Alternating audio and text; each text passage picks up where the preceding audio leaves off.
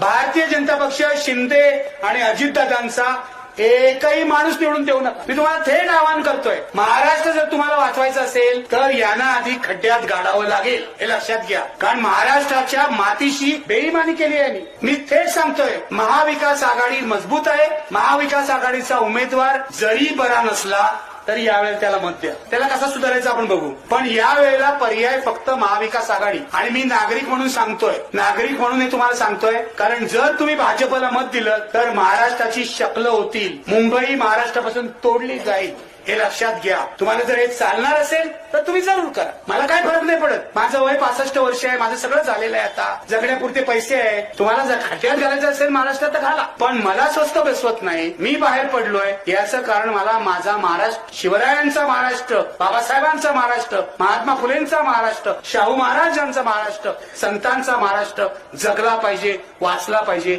वाढला पाहिजे असं वाटतं.